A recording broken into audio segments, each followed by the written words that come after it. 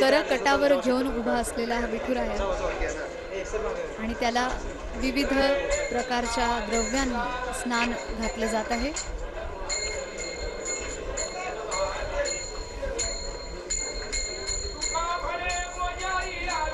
भक्त पुंडलिकाने दिलेली वीट आपण पाहतो आहोत, ज्याच्यावर हा देव उभा आहे आणि आता त्याच्या ओठी लोण्याचा आणि दह्याचा मुखात दिलेला आहे आणि आरती ओवाळून लोण्याचा प्रसाद त्यांना दिलेला आहे.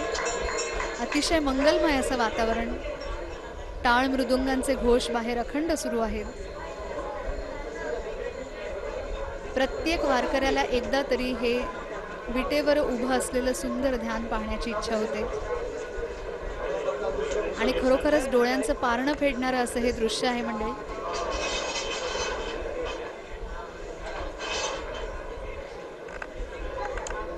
नित्योपचार पूजा जशी होते त्याच प्रकारची पूजा इथे केली जात आहे.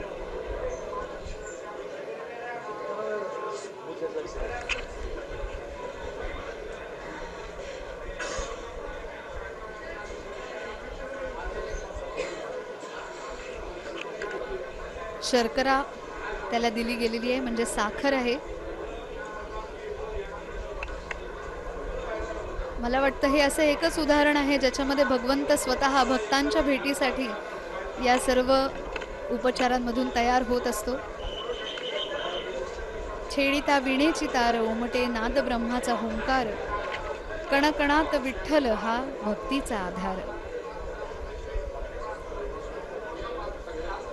पुन्हा एकदा दुग्ध स्नान विठ्ठलाच्या मूर्तीला केलेलं आहे.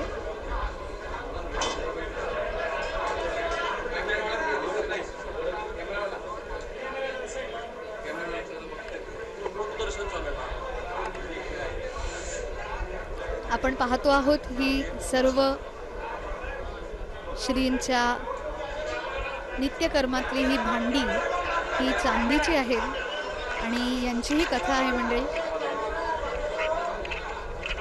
भारतातली सर्व सांस्कृतिक आणि धार्मिक केंद्र जिवंत करणाऱ्या महान राष्ट्रमाता पुण्यश्लोक अहिल्यादेवी होळकर यांची ही विठ्ठलावर नितांत श्रद्धा होती आणि या मंदिरामध्ये त्यांनी योगदान दिलेलं आहे. 6 एप्रिल 1750च्या ऐतिहासिक पत्रानुसार त्यांनी माता रुक्मिणीसाठी सोन्याचा कमरबंद आणि जडावाची चोळी अर्पण केलेली होती. त्याचबरोबर विठुरायाच्या स्नान आणि नैवेद्यासाठी लागणारी ही सर्व मौल्यवान चांदीची भांडी त्यांनी अर्पण केलेली होती आणि ती अजूनही वापरामध्ये आहेत.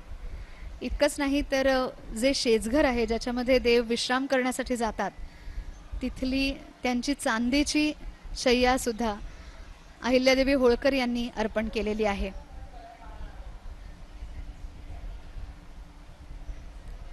आपण प्रत्यक्ष प्रसारण पाहू शकता आहात मंडळी, ज्याच्यामध्ये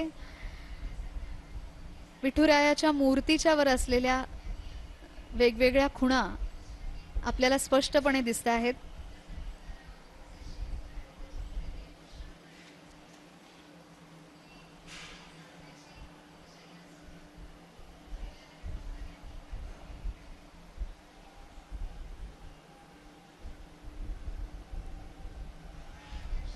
आज विठुरायाची प्रत्यक्ष पूजा करण्याचा मान मिळालेलं जोडपं श्रीयुत बाबासाहेब माने आणि सौ प्रभावती माने हे सुद्धा विठ्ठलाच्या चरणी तुळशीपत्र अर्पण करत आहेत.